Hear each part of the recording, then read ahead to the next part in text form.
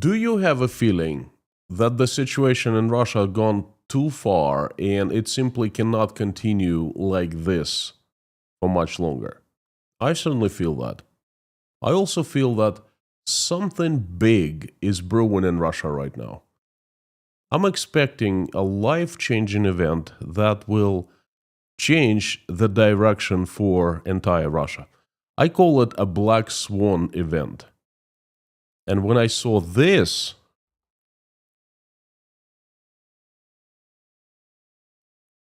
I thought, uh-oh, this might be it.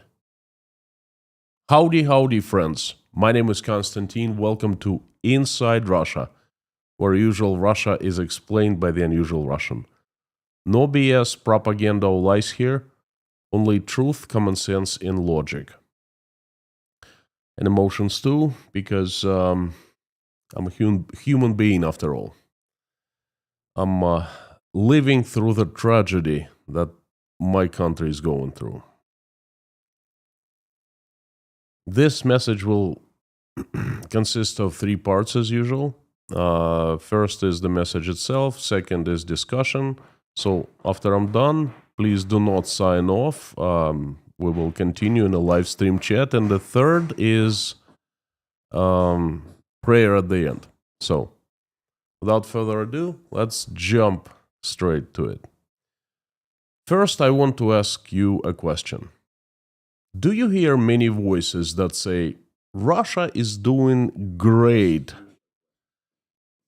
circumventing the sanctions, the economy is going strong, people are happy in general in Russia, and everything is normal and hunky-dory? We heard many voices like that in the past, but do you hear them now? Well, except for Vladimir Putin, but he can be disregarded. Not too many left who say Russia is doing great. At least I'm not hearing many of those. Because at this point, even if you are paid to say that, like many of them were paid in the past, the current state of things in the country is so atrocious that any praise wouldn't mean much. It would not be taken well. Because this is it. This is the destination Russia has finally arrived at, and it's dead end. There are 3 big situations happening in Russia that are influencing everything. And basically, I want to tell you about them so you have an understanding before I jump to, this main message of my today's video of the mobilization. So the first situation is the economy. It is declining very fast. We can say it's economic tsunami. And by the way, I coined this term 3.5 years ago, and some economic experts start using this term now. We also can say it's a perfect storm over Russian economy. It's all the same. Russian economy is heading towards Armageddon. And it's doing so at an increasing speed. It's not a forecast. It's an observation.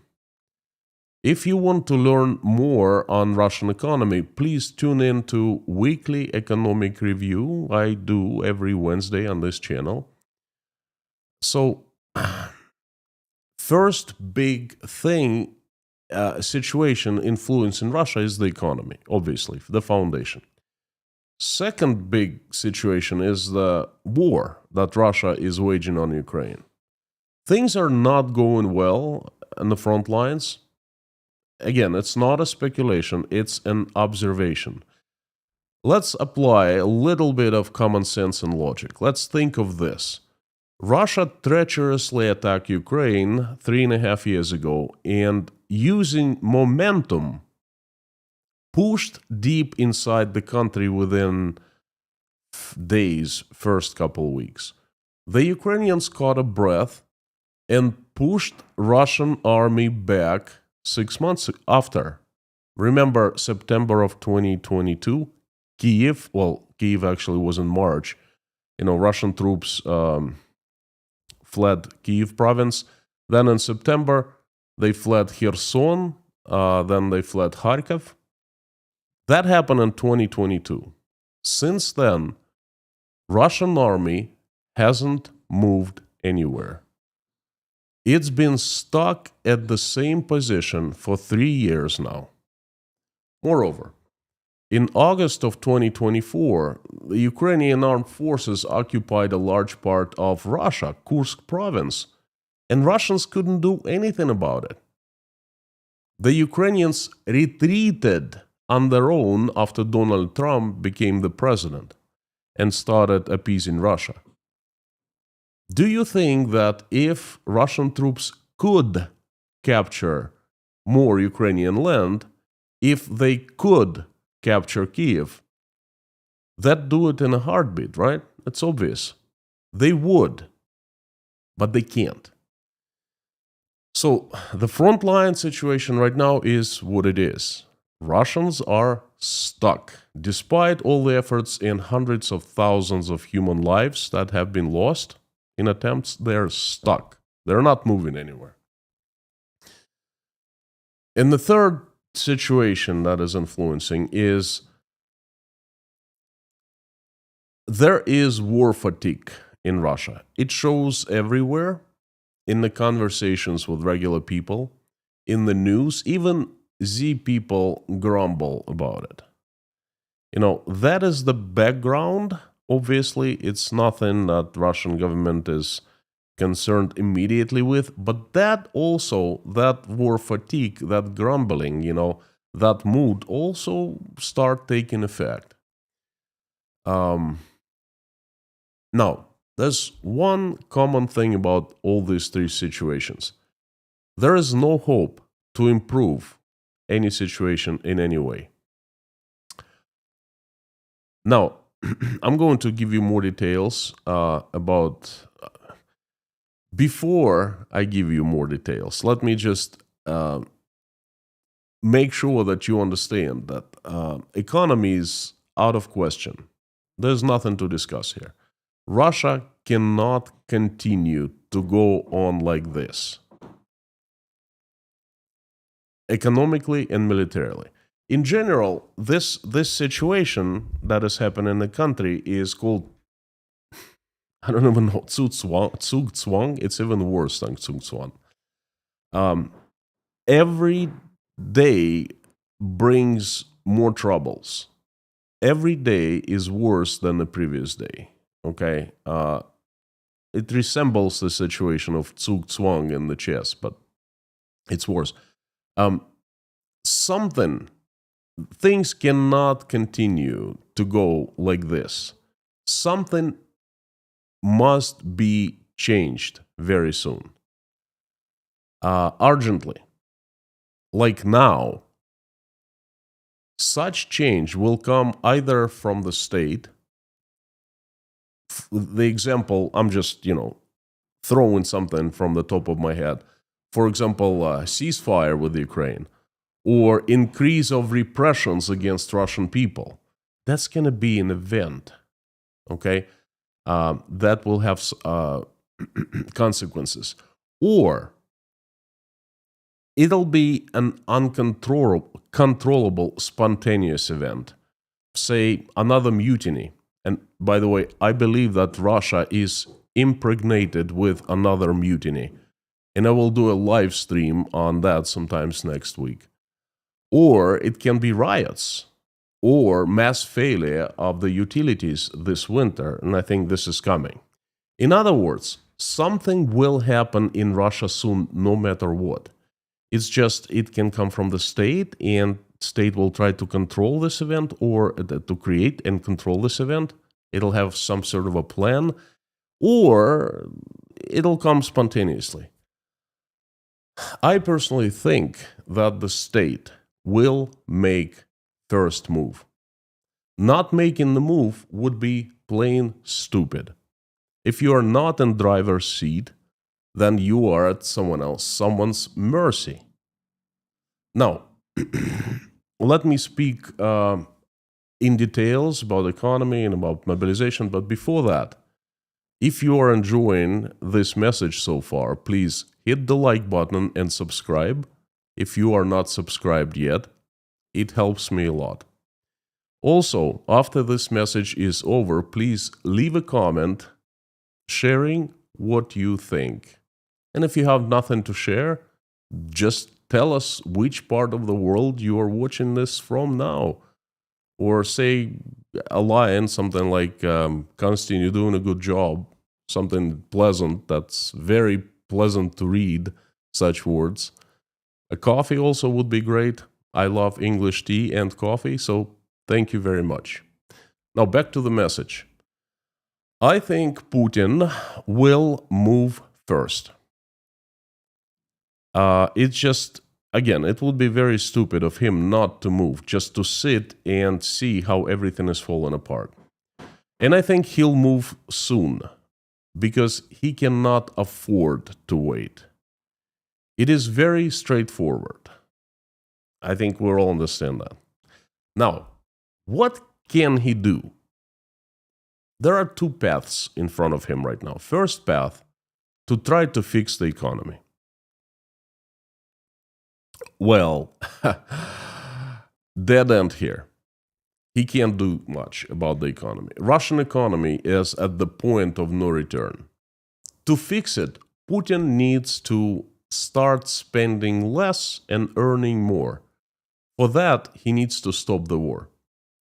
Now, Russian government is trying to earn more by squeezing Russians out of their last rubles, by increasing taxes, increasing fines, and I cover that extensively in my Wednesday reports. But that's meager efforts. That's not going to work. It's not the scale that Russian economy needs. It won't help much. First path is dead end. Second path is to either stop the war or win the war. Putin cannot stop the war right now. He's gone too far. Stopping the war will cost him his life. So the only way for him is to win the war very fast. Now, we all understand that winning the war in Ukraine for Russia right now is impossible. There are too many reasons for that. It's just, even me and you, who are far, far from being military experts, we understand that. If Putin wants different results, he wants some kind of, moving forward in the war in Ukraine, moving further into Ukraine, he needs to change something. Because, he can't just sit and wait that something will change, okay? In order for changes to come, you need to change things. And that something is people. At least that's the only thing that comes to mind. Russian armed forces have run out of most mobilized men. And I remind you, on paper, over 300,000 Russian men were mobilized 3 years ago at this time. Mobilization started in September 21st and lasted for a couple months. In reality, the numbers are much higher. But the thing is, most of the mobilized men have not returned. Most have not been heard from. They're gone.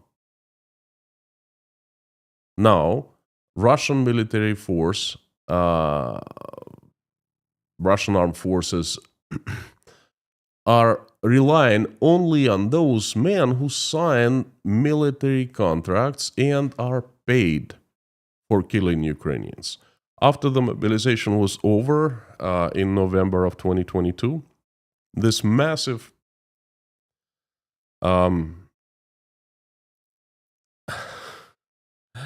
I don't even know how to. There's not a good word for it's people. Massive campaign for people selling their souls. That's how I call it. Basically, they started paying regular Russian folks millions to sell their souls, to take up arms and go kill Ukrainians. Okay, Mercenary campaign, is it the right word? I don't know. Anyway, at this point, Russian armed forces are running on empty. With the current amount of those willing to sign the contracts in the recent months, there is net loss, more killed every month than recruited. Well, where does it lead us to? That's right, to new mobilization. That's the only possible way to change things at the front line, to throw many more Russian men, to try to overwhelm the Ukrainian forces. Now, I have kept my eyes open and I've seen 5 signs that mobilization is on the horizon. Now, before I share the 5 signs, I want to take this opportunity and thank you for being such a great part of Inside Russia community. Thank you for watching, for liking, for subscribing, for sending me good words and messages, leaving comments. Thank you for praying along with me and sending me your love. Thank you for your coffees that you buy at buymecoffee.com. Thank you for PayPal, Patreon. Despite being demonetized by Google and followed by the Russian government, I promise you, I will not stop. I will continue telling you the truth. Every day you will see me in front of this camera. Thank you very much, friends, from the bottom of my heart. Now, this is what I've seen so far. Number 1, some Russian provinces sharply dropped the sign-up bonuses for signing military contracts. Now, something unheard before. For the past 2.5 years, we saw a race, money race. Provinces, and it's up to province to set the limit how much it pays for signing to a man for signing a military contract. And it looked like it was a race. Obviously, the Kremlin that controls the governors gave an order to mobilize, to sign up as many Russian men as possible. How to do that? By giving them more and more money, and that's what they've been doing. Now, just recently, in the last couple of weeks, some provinces sharply dropped the sign-up bonuses. Just give you a couple examples. Samara province dropped by 9 times overnight, from 4 million rubles for signing up the military contract to 400,000 by 9 times without any warning. Chuvashia province dropped the sign-up bonus from 2.5 million to 800,000 rubles. Tatarstan, one of the champions in sign-up bonuses, dropped the sign-up bonus from 3.1 million to 800,000. How about that? Mari El province, Bashkiria province, and some other provinces are joining the suit. Why are they dropping? That's the question that everyone is asking now. Now, it's really hard to find the answer because if we don't know the insides of the Kremlin kitchen, it's really hard to understand what's going on.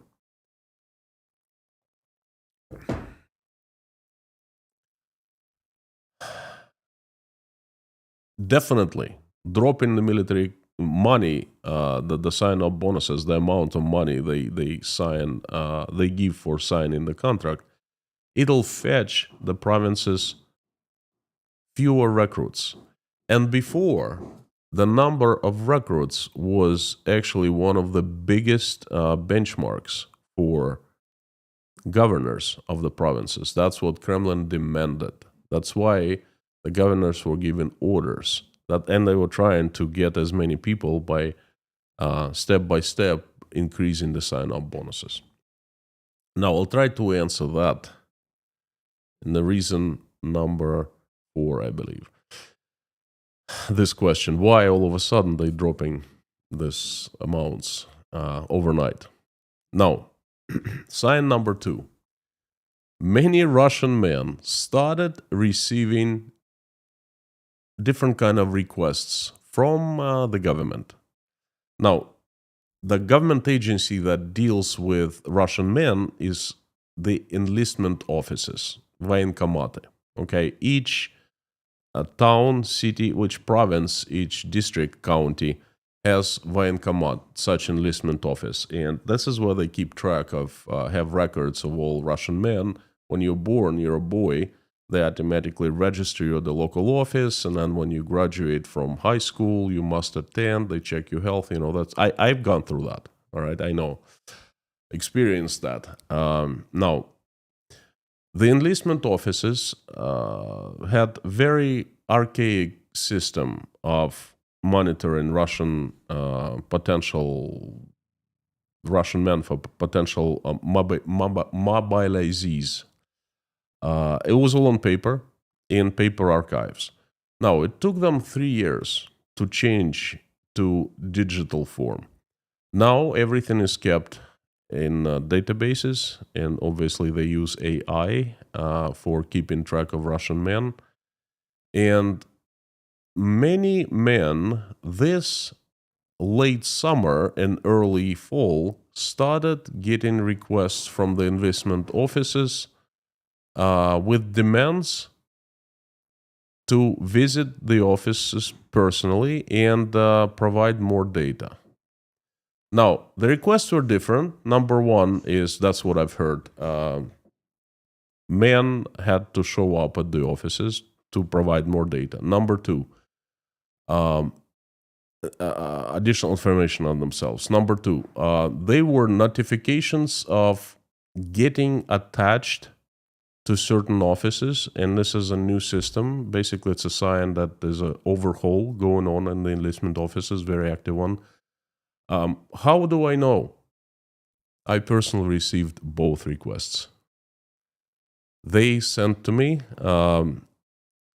via telephone, my Russian number. I received the messages from my regional enlistment office. Notification of getting attached to a certain place where I'm registered in Russia, and request to show up personally at the office to provide more additional information on myself. So I'm not going to show you. It's on my telephone. There's personal information there, but I'm going to show you. That's what I saw from other people. This is how a notification like that looks like.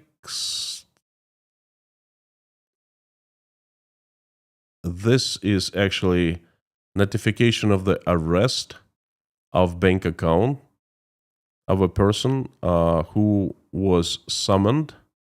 Basically, what they do is, this new system works like this. They put your name in a database that you are getting summoned to serve, and then immediately the state freezes your bank accounts, and that's what you're seeing. A person just received on his telephone a notification of the freeze of the bank accounts. And the most sinister one you see on the bottom in Russian, it says notification of limiting the right to leave Russia. Basically, this is it. Person gets imprisoned inside Russia, cannot leave Russia, cannot flee. At any checkpoint, a person would be, turned away, returned to Russia, not allowed to leave. Now, this is another notification. That's basically when a person gets summoned, he receives this message that explains what's going to happen, that within 20 calendar days, there will be limitations on personal rights, the ban on opening or closing, getting registered a company, things like that. Cannot sell or buy real estate, whatever you have, you're stuck with it. And the driver's license gets revoked. And you can't, the ban on buying or selling cars. And one cannot get a loan at a commercial bank. And also other things too. It's basically how they communicate with you, saying in the register, military register, it shows that you've been summoned. If like you read this message and 7 days after we sent you this message, we consider that you've read it and you are subject to all the rules of a summoned person, of all the legislation and so forth. So it's been happening extensively. I've heard quite a few stories, and again, I've been the subject of like 2 notifications like this. Now, sign number 3. Some provinces sharply dropped sign-up bonus, okay? But some provinces actually increased sign-up bonus. You heard that right. Some increased. Now, it doesn't make any sense, right? Why would some provinces would start paying 9 times less overnight, and some provinces would increase by 10 or 25% sign-up bonuses? To me, it says that there is misunderstanding inside Russian government. This could be due to the little chaos that is happening behind the closed curtains. Now, perhaps some heads of provinces, some governors, know some inside information that other governors don't know. Or perhaps there is some, now there's used to be uniform pressure on all governors. Get us more recruits. And perhaps now some governors got a break, saying, look, you can relax now. We understand that your province is not doing well financially, and we're not going to reimburse you, 4.5 or whatever, 4 million rubles for each recruit. Okay, so perhaps you should take it easy on them.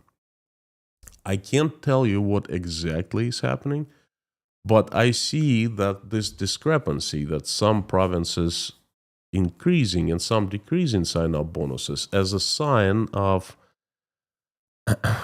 something is going on, something not right behind the curtains.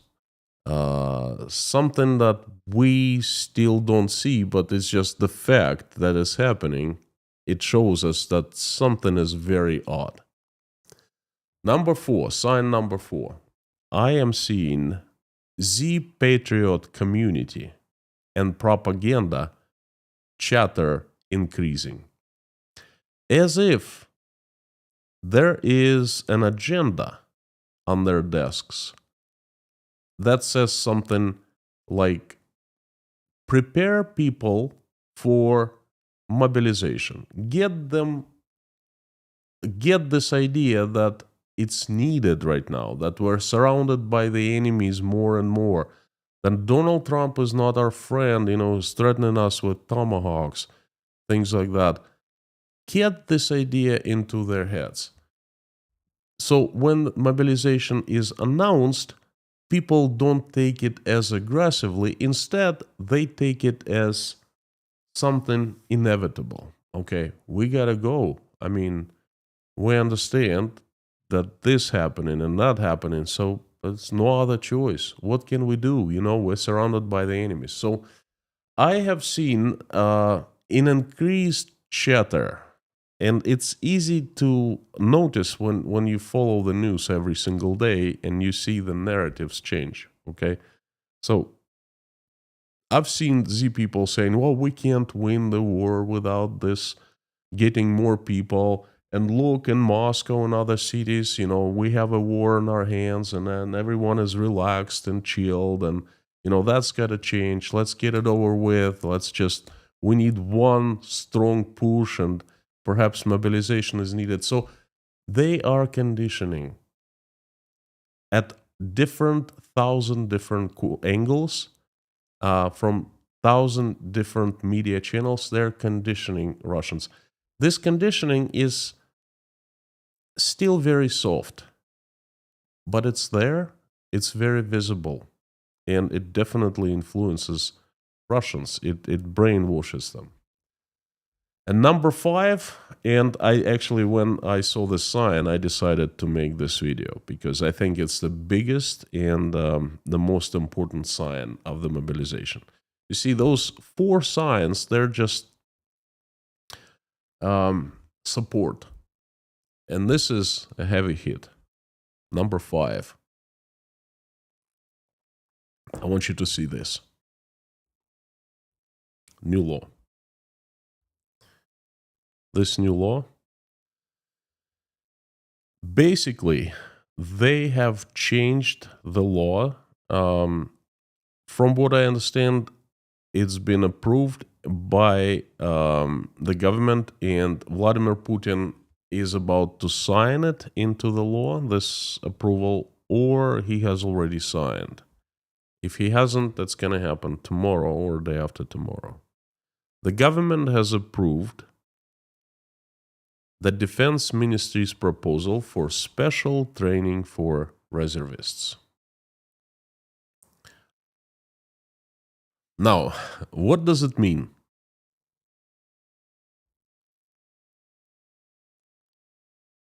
The Government Commission on Legislative Activity supported the Ministry of Defense proposal to allow the use of reservists in peacetime. They will be able to carry out missions outside of Russia. The Ministry of Defense has prepared a draft law establishing the conditions for deploying reserve personnel for peacetime missions. This document first appeared on October 13th, okay? It was approved by the Government Commission on Legislative Activity, so it's heavy in the works.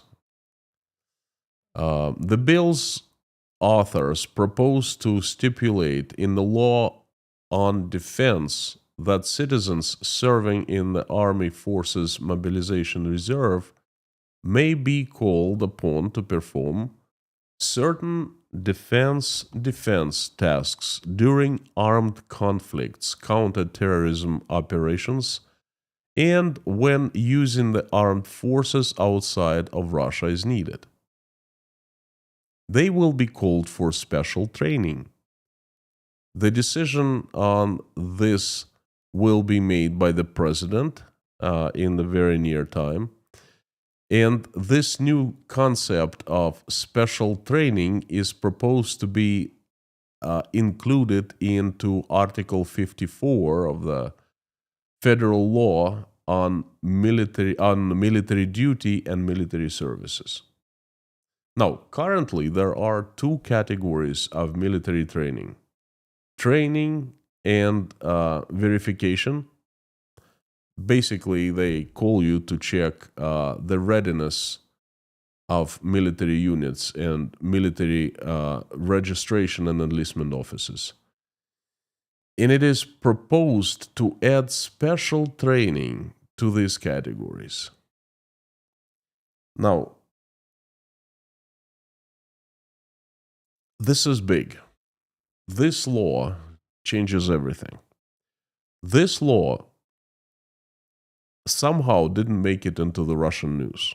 Oh, it did, but it's like, when you get an offer for a credit card, right?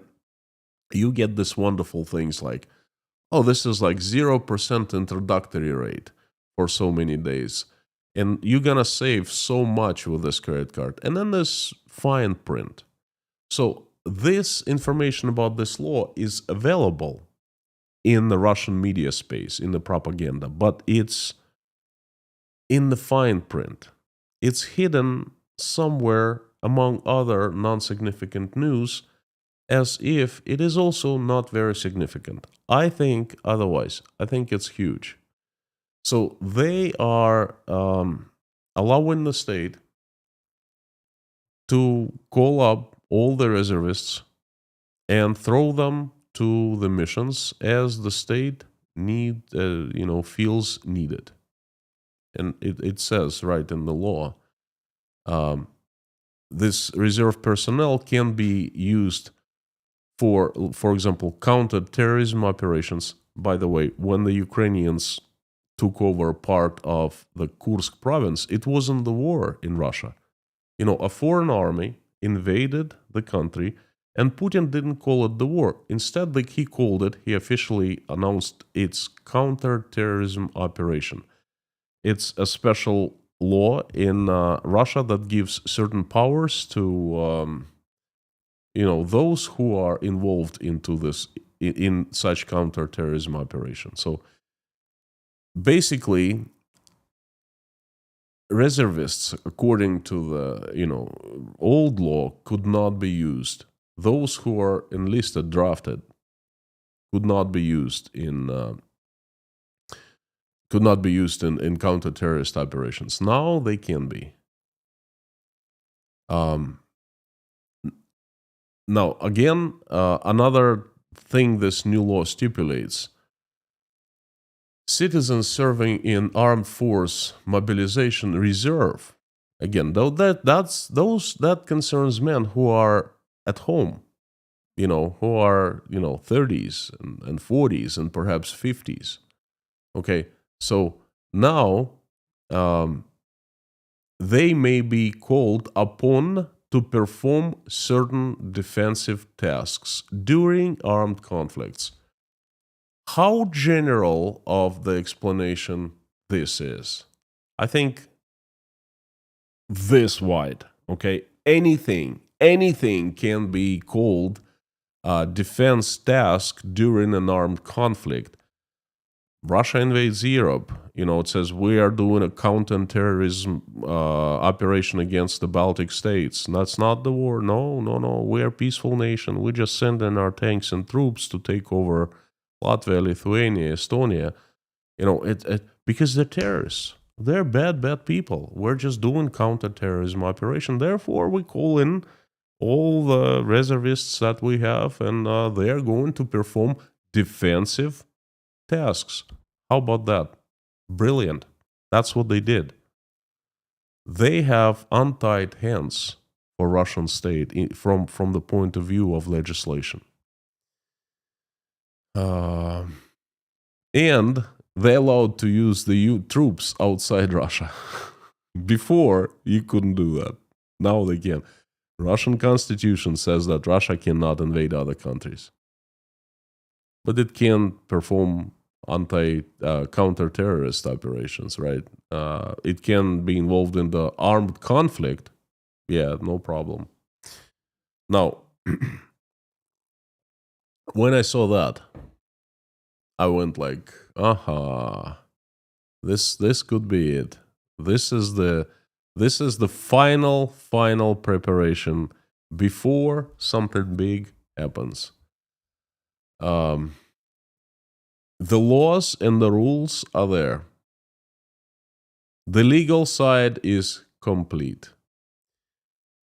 Russian provinces and in general Russian budget is running out of money. But hey, soon there will be no money needed to pay. Russians, you'll do it for free. You'll be forced to, according to this new law. Plain and simple. This is it. Now, how well it'll go? Well, first of all, this is what I have seen. These are 5 signs that make me believe that something big is coming, and this big is mobilization. It could be a different mobilization, a big one, a smaller one. I don't know, but I feel that this is coming. And I want you to hold me responsible for what I'm telling you. I hate when people say, and then they're not responsible. They don't take responsibility for their words. Please, mark my words.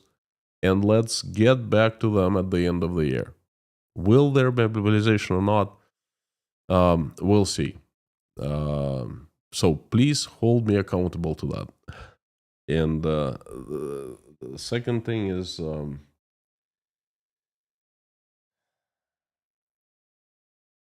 I see some signs, not too many, but some signs that Russia actually might make a move on capturing the Baltic states. Now, there's so much less certainty in this forecast. I am not sure. It's just I'm seeing some signs. I haven't seen any preparations. I haven't seen anything major in that direction, but there is a possibility. How probable it is at this point, I find it not so probable, but it's possible. Okay, and this is what I'm going to make my next live stream, most likely on Monday, because tomorrow there'll be crazy Friday news update. The chances are I will make it tomorrow. If not, then either on Saturday or Sunday. So please stay tuned. And on Monday, I will talk on, can Russia invade the Baltic states in the near future? So that's been my message. Thank you very much. Again, please like, subscribe. If you haven't subscribed, drop me a comment. Don't sign off yet. Let's go to the live stream chat and talk. I will try to answer as many questions as I can. And this is my most favorite part of the live stream, of any live stream. Let me get my computer.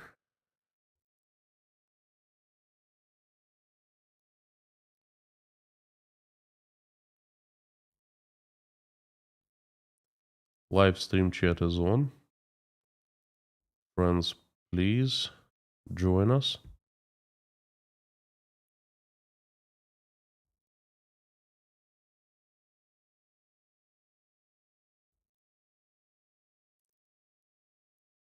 If you're here for the first time, I'd like to remind and I'll tell you, and if not, if you're usual suspect, I want to remind you that Inside Russia is the best community, online YouTube community in the world, because we have great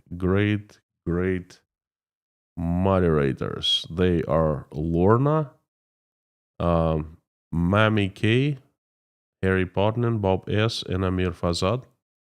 Thank you, friends, for being great, just great people and the best moderators. The rules of this live stream chat are very simple.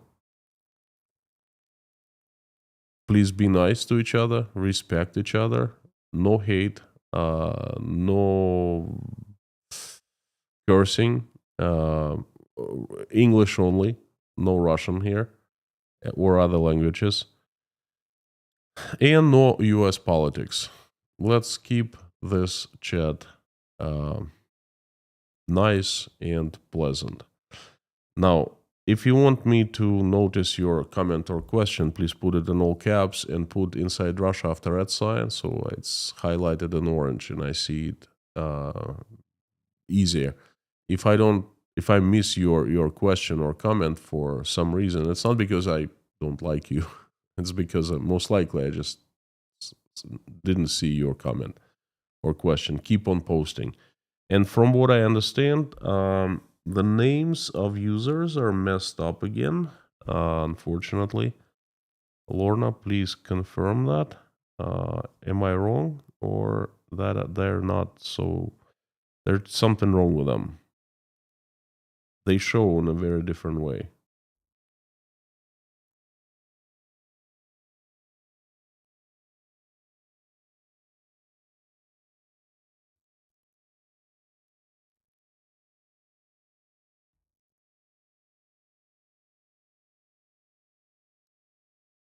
I'm seeing if I can somehow fix that. There's not much I can do. Yeah. So I would have to contact YouTube customer support so they fix it.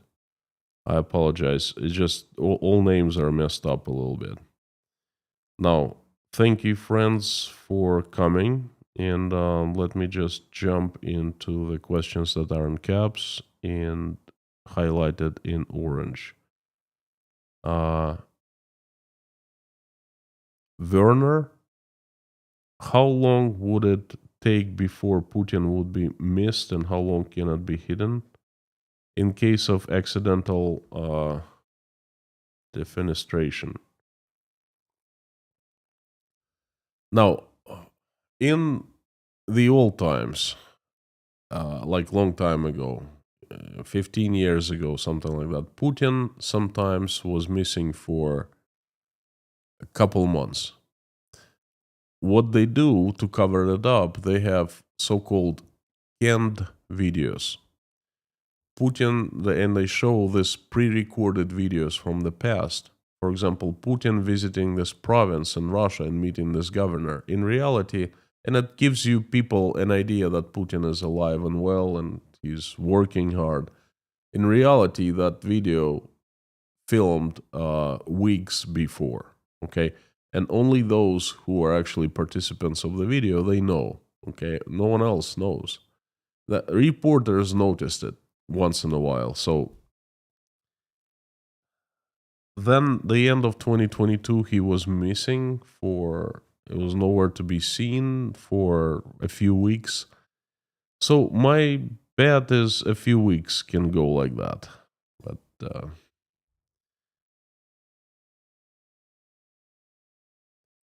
howdy, friends. I'm reading the caps, comments in caps, and highlighted in orange. Kevin. Konstantin from Omaha, Nebraska. Good to see you, Kevin. Your draft notice caused me to start praying a rosary. I received and fixed this old broken rosary from Grandma Elizabeth around 1970.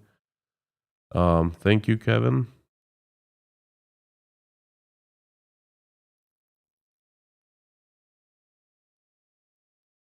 Sam the Legend K, howdy. Now, I have a question to everyone, the usual suspects, old timers. Have you seen Jeffrey S. lately? He's been missing for quite some time. Jeffrey S. in Franklin, Texas. Winston, do you think people understand how poor Russians in the countryside are to take these huge sign-on bonuses with the army?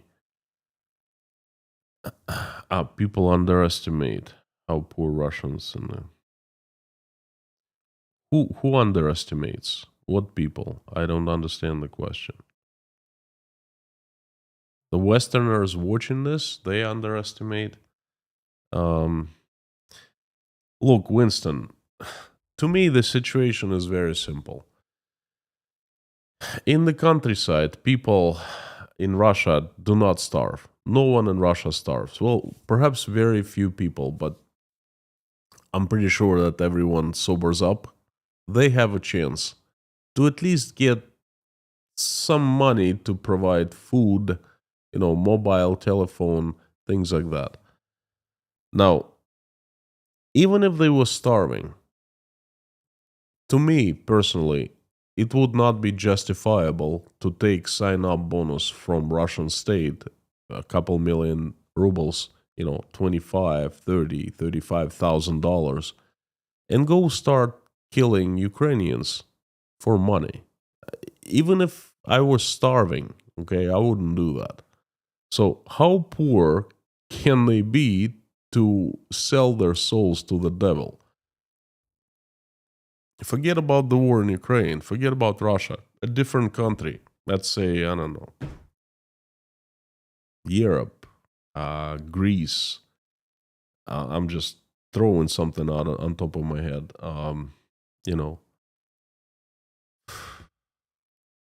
Take it the United States. Someone is poor, living in a trailer park. Okay, where it's like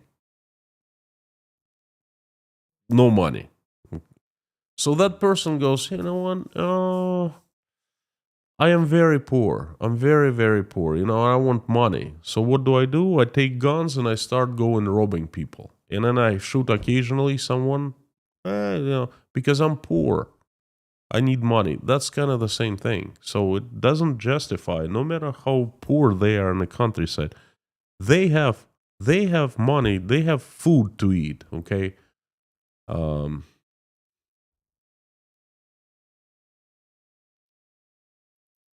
Kermo, good evening. Sending my love to Finland. No beer, just coffee. Good, good. Beer is not good for you. Just once in a while. Coffee is alright. Nomen Nesio, good evening. Andrew from South Africa. It's very inconvenient when YouTube changed the names.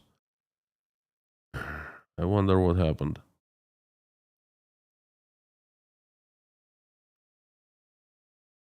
Tyler Douglas, thank you for giving shout out to the mods and all lovely people. Just this one. Lorna, I don't know what to tell you. I see that it's screwed up, and it's disturbing because the other ones are not. Am I being targeted again? That would be a bummer. Gosh.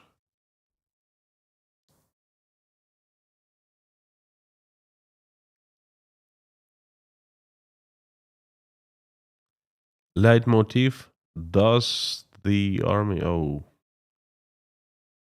chat dropped, jumped all of a sudden.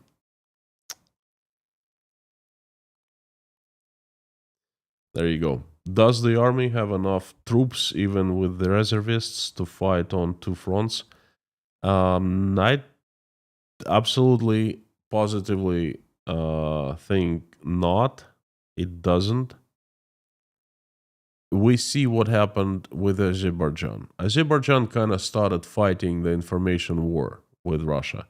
And Putin flew to the Central Asian Cooperation Forum, Partnership Forum, and he humiliated himself by begging Aliyev, the Azerbaijan president, for forgiveness. That doesn't usually happen. I talked about it in a previous Friday news update. Russia cannot afford two fronts. It cannot afford a front in Ukraine, really. See what's happening there. They're stuck. They're not going anywhere. Even by paying so much money and getting quite a few people, unfortunately. I'm very ashamed to say that I'm Russian, and a lot of Russians are signing up. They sign in the military contracts, getting their 33 pieces of silver, and then go and try to kill Ukrainians. Okay, that's very sad truth about Russia, and it makes me feel absolutely terrible. Okay, even with that, with the government paying so much, there's nothing they can do. They're stuck in one place. And they keep reporting, oh, we've taken this town and this village, and but then it turns out to be fake. So no. Okay, answer to your question is no.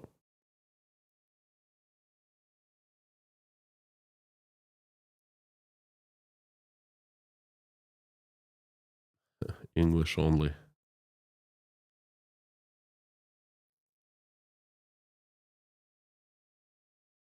Edgar, greetings from Tiberias, Israel. Sending my love to Israel. This is so great that the hostages have returned and the war is over. It's fantastic.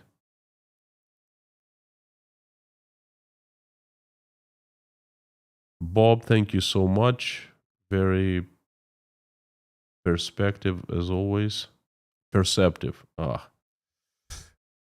gosh. It's really hard for me to read as well. It's not just for the mods. Marcus from Sweden. Hello, hello. Saturday morning live stream. What time? GMT, please. GMT. Is this London? GMT. London minus 8 a.m. London.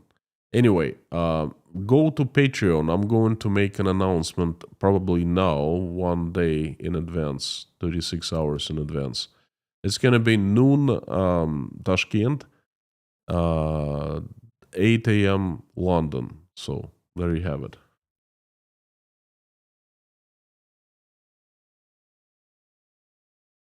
Scott Nesbitt, hello. Yes, it is messed up.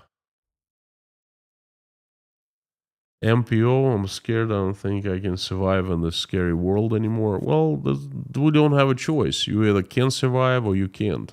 Try to survive as much as you can. Life is beautiful, despite all this craziness that is going on around us. We still have some days left. We breathing. We wake up every morning. Keep on living. So don't be so pessimistic. Hey, think of me. Try to put yourself into my shoes. I made myself a promise to leave Russia in 36 hours, and I did that. I made the decision to leave 36 hours.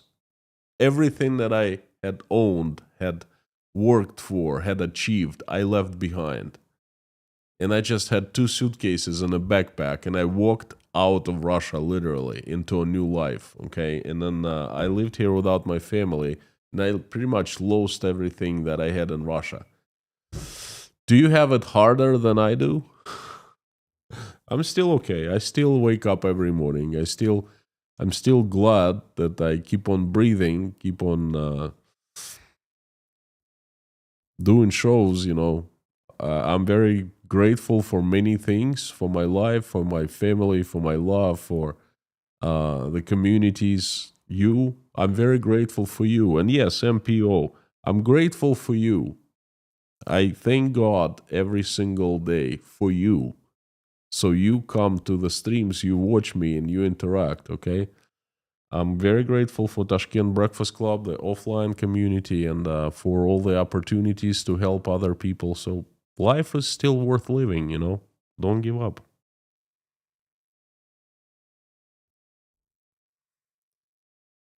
Andreas, a work friend, traveled to Moscow on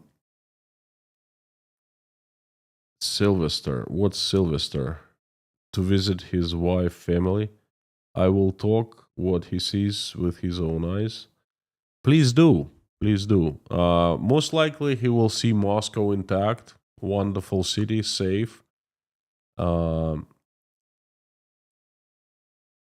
Ask him if GPS works in Moscow fine.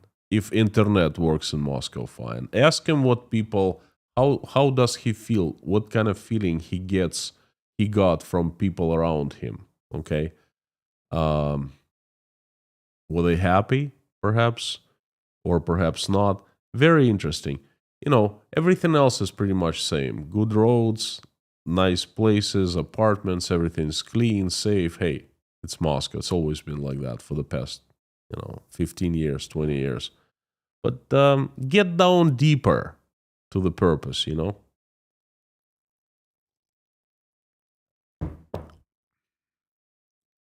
Carlos, thank you for your video. Russia is exhausting its economical and military power, so I see an attempt to invade another country or even Central Asia country as a very desperate move. Yes, yes, and yes. But as I said in the beginning of the live stream, I wanted you to understand that situation is desperate. Russia is on the way down in the economy, in the society, and in the military. And there's not much can be done in a normal way to reverse this process. It all comes down to economy. You either have money or don't. And no, it cannot be reversed right now. They're trying to patch up holes as hard as they can, but they are not succeeding. Okay, so you're right. Exhausted all the resources. Good question. No, man. Nomen Nescio, does Russia have enough donkeys for all these new soldiers? And that's a good question. And I'm keeping my eyes open because I think it's a real question for Russian state how they're going to equip all new recruits, because they don't have enough now for the existing ones. So what are they going to do in the future when they start calling up the reservists? Okay. Scott Nesbitt, good to see you.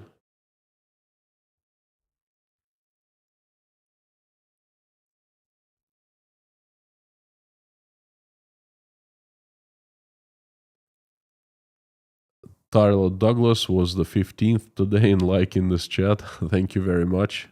Thank you. How many people liked it? 1,600 with 3,000 people present right now. So every second person liked. So if you haven't liked, please like now.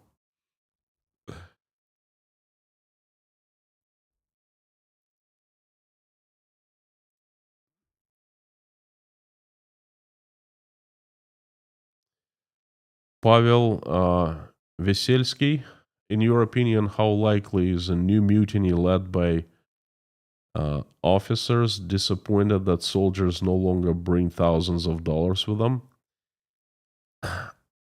In this live stream, I mentioned that, in my opinion, Russia is impregnated with another mutiny.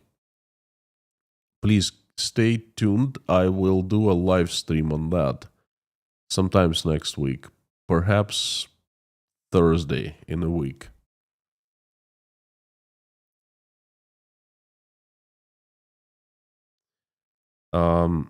Luigi, what do you think about today's phone call between Putin and Trump? Well, I think it's Santa Barbara. It was a soap opera called Santa Barbara back in the 80s in the USA. And then Russian communists bought it and they started showing it on Russian TV. It was like 1990 or something like that. So, and all Russians watched all like 300 series. And it was never-ending story. And then if you want to say that something lasts for a very long time with no end inside, you say, well, it's Santa Barbara. That's what I'm saying. It's Santa Barbara. Okay. Yes, they talk. Was this like the talk number 7? They already met in Alaska 2 months ago. They had all the time in the world to discuss everything they wanted to discuss. And now the telephone call. Well, whatever. Donald Trump threatens, so I'm gonna do this and that, enough talking with Putin, and then he calls Putin. I mean, what kind of crap is that?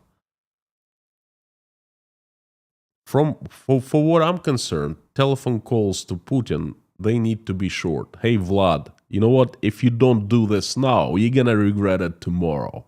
Did you hear me? Did you understand me? All right, goodbye. This is how a telephone call to Putin should look like. The Highwayman, good to see you, friend. How are you feeling? How are you doing? We keep on praying for you. Fantastic, so you could join us. Do you think it's time to at least buy the popcorn for a CDE event? Please do. Have your popcorn ready. I have mine.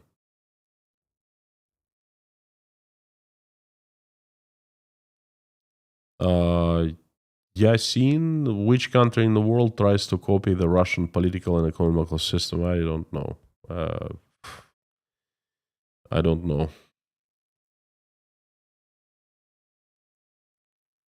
Winston, why doesn't Putin and the central bank simply print more money? Well, it's craziness. You can't print money. It's worse than deficit when you print money. Then everything goes to hell. Perhaps I need to make a live stream about that. You know what? That's a good idea. Why can't Putin print more money? I'll talk about it next Wednesday. Oh, running out of time. So, okay. time to wrap things up.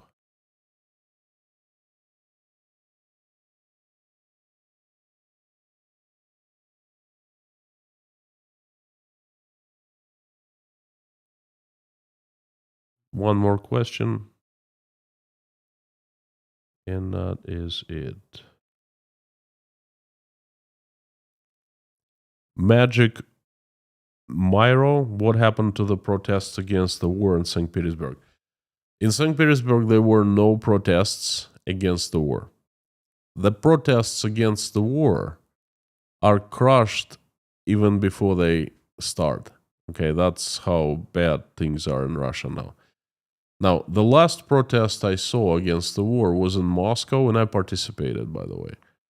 It was one of the scariest moments in my life because I understood that I could be arrested at any time, and it's it's very scary. Ooh, I start feeling uneasy in my body when I remember that. It was right after the 8th of March. It's like somewhere around 12th of March, Sunday. There were a few Sundays. Uh, the Sunday I was at the protest, there were from 7 to 10,000 people in the center of Moscow. And boy, the place looked like there were so many military cops. They even brought tanks, like light tanks. No, not tanks, troop carriers, BMP. So it was like a war zone. Anyway, it was scary, and it was the last protest that I know happened in Russia against the war. The protest you're probably talking about recently happened in late August against internet outages. They were protesting saying, give us the internet back, not against the war. And that protest was allowed by the local administration of St. Petersburg. Okay, that's why they were protesting, basically. Now, friends, thank you so very much. Very disappointing to see that YouTube is messing things up. Thank you for coming. Thank you for staying. Thank you for watching, for participating, for your questions and messages and comments. I invite everyone to pray with us to finish this live stream in prayer. If you're religious, please join us. If you're not, also please join us. You can call it a different name, say sending good wishes to people. That's what we're doing, basically. We're praying for people. You can send good wishes or good vibes or, asking universe, or it doesn't matter. In my books, it's all the same because we all have love in our hearts, whether we are believers or non-believers. We are the same. There's love. I've yet to see one person without love in his or her heart, okay? And love is God. And so let's pray.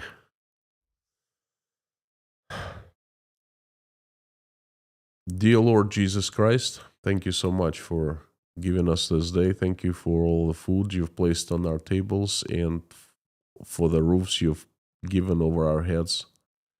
Thank you for the love in our lives. Thank you for our families. Dear Lord, please give us wisdom to keep the skies above our children's heads safe and peaceful, and give us wisdom to raise our children by example, so when they grow up, they will never fight in any wars. They'll just make this world a better place. For now, please keep our children safe and healthy. Dear Lord, I'm asking for Ukraine. Send the country so much needed peace and stop the bloodshed. Please help every single Ukrainian who's suffered because of this terrible tragedy. Answer their prayers and make their wishes come true. Dear Lord, please reach out and touch the hearts of those who are responsible for the war and who can make decision to stop it. Touch their hearts, fill them with compassion, empathy, remorse, and love. So they wake up from the lethargic sleep and make the decision to stop the war. I am also asking for my country, Russia. Please help it by sending your strongest angels with sharpest swords, led by Saint Michael in shining armor, who will lead this army to the earth, who will defeat the demons who have hijacked my country, who we know by their names and by their faces, and send them to where they belong, to hell. Please help Russian people by sending good Russian people, by sending their angels, your strongest angels, to help them run the country in a way that it becomes loving, peaceful, and respected. Dear Lord, please help everyone who is traveling, send them safe travels. Help everyone who is seeking for asylum, send help their way. Please help everyone who is in danger of any kind. Help everyone who is helping others. Bless those who are helping Ukrainians, and help Ukrainians who are currently suffering Russian attacks. Please help every single mother and father who is struggling, trying to make ends meet, raising their children. Send help their way. And I am asking for all who are hungry, cold, sick, addicted, homeless, jobless, betrayed, crying, hurting, feeling they're backstabbed, losing their faith, feeling abandoned and deserted. Help those who are going through divorce. Help those who cannot see their children as much as they want to. Please reach out and touch the heart of every single person in need, and let them know you are right next to them, you are with them, you still love them, you have not abandoned them. Make them feel better about themselves, about their lives, and give them hope. Thank you. Dear Lord, thank you so much for all these people who are praying along with me right now, 2,800, or simply watching us pray. I am asking so you hear everyone's prayer and make everyone's wish come true. Dear Lord, I have a few people who need your help. They are Helen, Larry Barth, Larry, TMBC, Uli Yun, Victor Garishan, Rod, Pamela J, Lee and Brenda, Janice, Teresa D, Ron Bazoid, Ann Larson, Hannah, Jeffrey S, and his family, Katharina Holmes, Mark, Tom W, J.R. McKim, Gabing with Gary, Lisa, Harry, Terry, John, Linda, Paula W, Dennis, Jason, Susie, Tim, Dory, Rhonda, John, Taylor, Wayne, Darla, George, Ruberty, Metta Spencer, David Porter, his family, and everyone in Chernovtsi, Ukraine, Leif, Randolph, Grace, Dean Spooner and his church, Yelena, Natasha, Michael, Jake, Oля, Dasha, and Sky, Svetlana, Sergey, Liz, Ron, Liz, Koshkin Dom, Sandra, Mike and Mike, Petra, Joseph, the Highwayman, Philip, Greg, Jodes, Victor, Derek Martinez, Jeff Gibson, Renate, and Denise Abbott. Thank you very much, dear Lord Jesus Christ. Amen. Thank you, friends. Thank you for another live stream, for another message. Thank you for listening. Thank you for coming. Thank you for your comments and questions and for your prayer, of course. Thank you very much. I would like to remind you that you're absolutely awesome and you rock. And I have another treat for you. Hopefully, I will finish it by Friday. Please don't hold me to this. It's going to be aired either tomorrow or day after tomorrow or on Sunday. So one of those days. I'll try as hard as I can to finish it by Friday evening. Friday midnight my time. So please tune in. I have lots of crazy news. Most of this news, they're so crazy. It's really hard to believe these days. I double check and I wonder myself. Crazy. Thank you so much. Thank you again. And as usual, before I sign off, I'm asking to say something out loud along with me. The following: Carthago delenda est.